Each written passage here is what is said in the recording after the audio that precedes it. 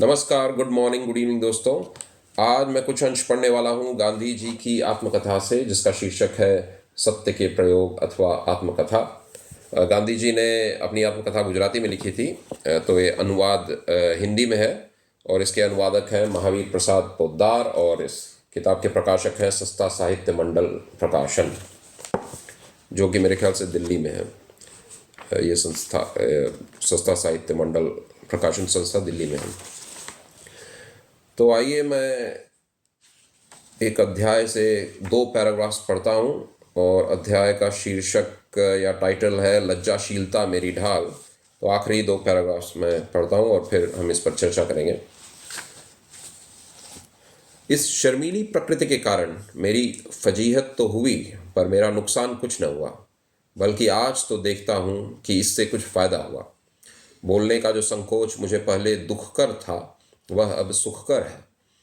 एक बड़ा लाभ तो यह हुआ कि मैंने शब्दों की मितव्ययता सीखी, यानी कम शब्दों को बोलना सीखा। अपने विचारों पर काबू रखने की आदत सहज ही पड़ गई। अपने को मैं यह प्रमाण पत्र निसंकोच दे सकता हूँ कि मेरी जीभ या कलम से बिना विचारे या तौले शायद ही कोई शब्द निकलता हो। मुझे याद नहीं पड़ता कि अपने भाषण या लेख के किसी अंश के लिए मुझे कभी शर्माना या पछताना पड़ा हो। उल्टा अनेक खतरों से बचा हूँ और जो बहुत सा समय बचा वह लाभ लाभ घलुए में हुआ। अनुभव ने मुझे यह भी सिखाया कि सत्य के पुजारी के लिए मौन का सेवन उचित है। जाने अनजाने भी मनुष्य अक्सर अतिशयोक्ति करता है अथवा जो कहने योग्य है उसे छिपाता है या भिन्न रूप में कहता है। ऐसे संकटों से बचने के लिए भी अल्पभाषी होना आवश्यक है। थोड़ा बोलने वाला बिना विचारे न बोलेगा, अपने प्रत्येक शब्द को तौलेगा। अक्सर आदमी बोलने के लिए अधीर हो जाता है। मुझे भी कुछ कहना है, ऐसी चिटों से किस सभापति को पाला न पड़ा होगा। समय मिल गया तो वह उसके लिए नाकाफ़ी होता है, अधिक बोलने देने की मांग करता है और अंत में बिना इजाज़त के भी बोलता रहता है। इस सारे बोलने से शायद ही दुनिया का कोई लाभ हुआ हो। उतने समय का नाश होना तो प्रत्यक्ष ही है। अतः आरंभ में यद्यपि अपनी लज्जाशीलता मुझे चुभती थी, पर आज उसका स्मरण मेरे लिए आनंददायक है। यह लज्जाशीलता मेरी ढाल थी। उससे मुझे परिपक्व होने का लाभ मिला। अपनी सत्य की पूजा में मुझे उससे सहायता मिली। तो आइए अब इस पर कुछ चर्चा करते हैं। गांधी जी ने जो कहा है, मेरे ख्याल से 2 चीज़ें उन्होंने बयान की हैं। पहली चीज़ है शब्दों को नाप तौल कर बोलना और सोच समझ कर बोलना, अपने शब्दों या लफ्ज़ों पर काबू रखना, नियंत्रण रखना। आजकल के ज़माने में आप देखेंगे कि नेता हों या कवि हों या मोटिवेशनल स्पीकर्स हों, ये घंटों बात करते हैं।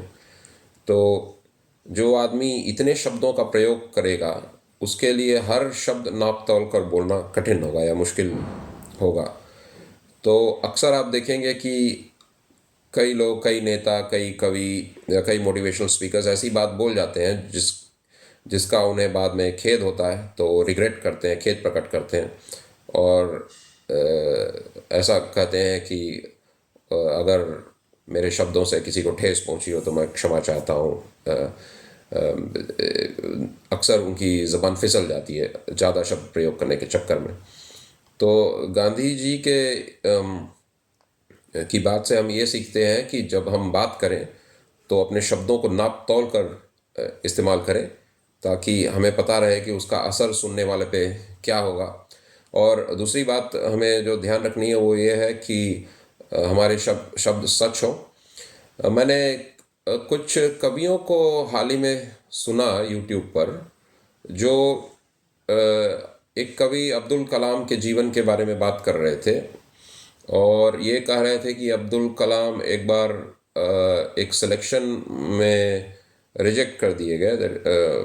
उनका सिलेक्शन नहीं हुआ था। वो पायलट बनना चाहते थे और जो वो प्रक्रिया थी सिलेक्शन की या चुनाव की, उसमें वो सक्सेसफुल नहीं हुए, सफल नहीं हुए। तो कवि का एक कहना था कि उस वक्त उन्हें लगा कि अब मुझे आत्महत्या कर लेनी चाहिए। अब्दुल कलाम के बारे में वे कह रहे थे, जबकि ये गलत है। अगर आप अब्दुल कलाम की आत्मकथा पढ़ेंगे या उनके तमिल के जो भाषण है वो सुनेंगे, उसमें उन्होंने ऐसा कुछ नहीं कहा है।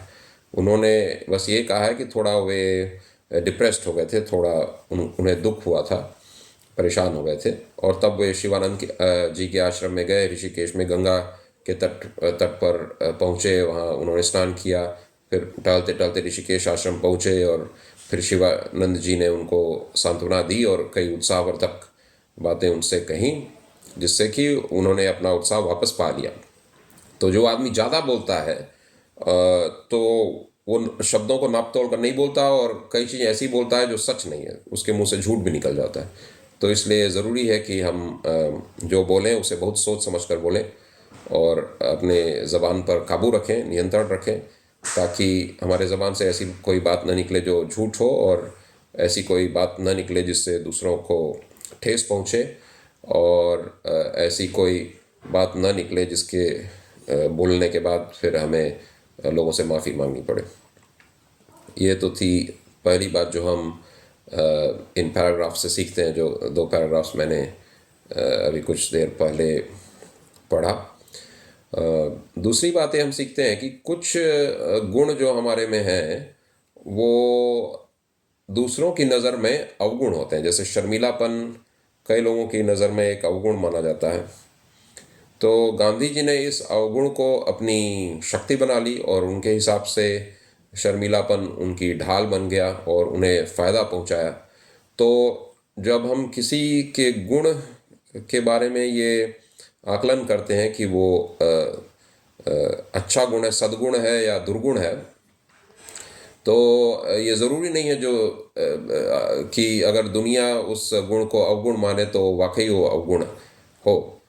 जैसे कि कुछ लोग कम बात करते हैं, चुपचाप रहते हैं, तो कुछ लोग दुनिया में मानते हैं कि जो चुप रहता है वो शर्मीला होता है, या उसमें कॉन्फिडेंस नहीं है, उसमें अपने ऊपर भरोसा नहीं है, या उसको अपने विचारों को व्यक्त करने की शक्ति नहीं है।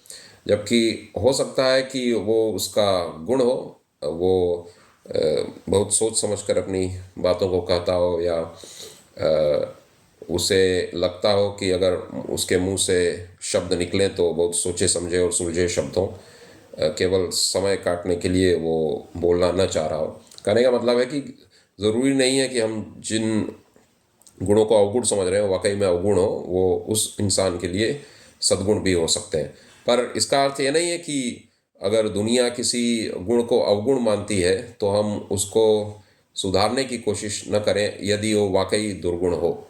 जैसे कि बहुत ज़्यादा शर्मीलापन तो एक दुर्गुण ही है, क्योंकि उसमें आदमी कई बार ऐसी चीज़ें नहीं कर पाता जो उसे करनी चाहिए। जैसे कि कुछ लोग अगर बहुत शर्माते हैं, तो अगर उन्हें मान लीजिए कहीं से न्योता आया है, इनविटेशन आया है, तो हो सकता है वो जाना चाहते हो वहाँ पर, अपने शर्मीलेपन के कारण नहीं जा पाते हों। इसलिए वो दुर्गुण है, क्योंकि वो आदमी को अपनी सामाजिक जिम्मेदारी निभाने से रोक रहा है। तो ऐसे दुर्गुणों को तो हमें दूर करने की कोशिश करनी चाहिए, और दूर की जा सकती हैं। मेरा एक वीडियो होगा स्वामी शिवानंद जी की एक किताब पर, उन्होंने लिखी थी, मेरे ख्याल से वो उसका शीर्षक तो मुझे ध्यान में नहीं आ रहा, पर वो किताब अपने दुर्गुणों को दूर करने पर है और सद्गुणों को विकसित करने पर है। तो उस पर मैं एक वीडियो बनाऊंगा। और एक और बात पर चर्चा करके मैं इस वीडियो को ख़त्म करूंगा।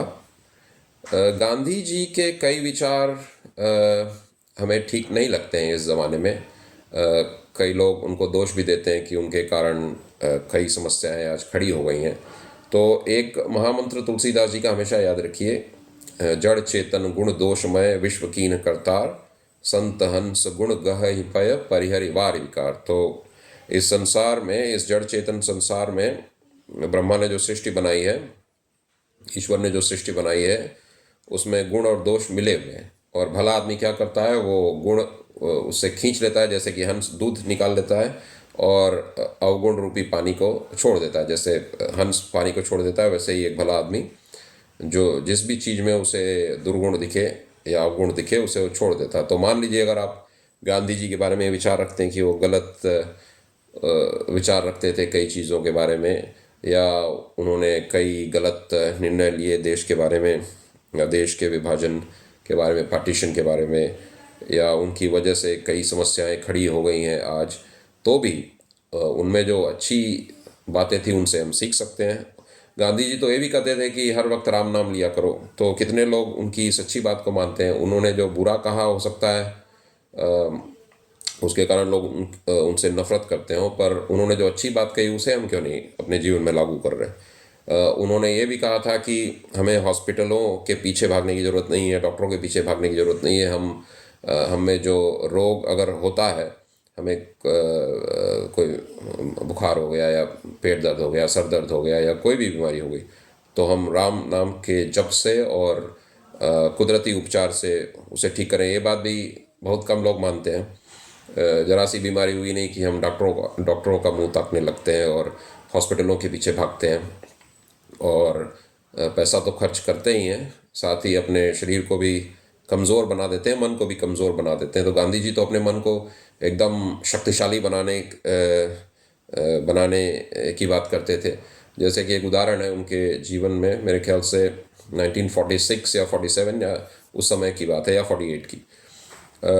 उन्हें ज़ुकाम हो गया, सर्दी हो गई, तो डॉक्टरों ने उन्हें पेनिसिलिन मेरे ख्याल से लेने को कहा। उस समय शायद वो दवा चलती थी सर्दी के लिए, जिससे सर्दी 2-3 दिन में ठीक हो जाती थी। पर गांधी जी ने कहा कि मैं दुनिया को राम नाम का प्रवचन देता हूँ, और मैं कहता हूँ कि राम नाम से हम बड़े बड़े काम कर सकते हैं। जैसे कि देश की आज़ादी दिलवाने में भी उनका मानना था कि उनके राम नाम के जप ने उन्हें मदद की थी। तो जब हम बहुत बड़े काम हम कोशिश कर रहे हैं राम नाम से, तो ये छोटे काम जैसे कि सर्दी ठीक कर देना या और कोई छोटा मोटा रोग ठीक कर देना, अगर उसके लिए हमें राम नाम पर भरोसा नहीं है तो भरोसा तो कच्चा है। तो इसलिए और दूसरी बात वो कहते थे कि अगर आपको रोग ठीक करना है तो आपको, और राम नाम के बल पर रोग ठीक करना है, तो आप में धैर्य रहना आवश्यक है। अधीर होके, इम्पेशेंट होके, यानी चाहे कि बस कुछ क्षणों में या कुछ घंटों के अंदर हमें रोग से मुक्ति मिल जाए, तो ऐसा आदमी राम नाम का प्रयोग नहीं कर सकता। तो राम नाम का प्रयोग कुदरती उपचार के लिए, मैं इस पर एक वीडियो बनाऊंगा बाद में कि हम कैसे छोटे मोटे रोगों के लिए राम नाम का प्रयोग कर सकते हैं। बड़े रोगों की मैं बात करूंगा तो हो सकता है लोग कहें कि मैं अंधविश्वास फैला रहा हूँ। हमारा एक मौलिक उत्तरदायित्व यानी फंडामेंटल ड्यूटी है कि हम वैज्ञानिक विचार को बढ़ावा दें। तो ऐसी बात नहीं करनी चाहिए जिसका कोई वैज्ञानिक आधार ना हो। इसलिए मैं ऐसे तथ्य ही प्रकट करूँगा या प्रस्तुत करूँगा या पेश करूँगा जिनका वैज्ञानिक आधार हो और जिनके बारे में दस्तावेज मौजूद हो। आशा है आपको ये वीडियो पसंद आया होगा। अगले वीडियो तक नमस्कार।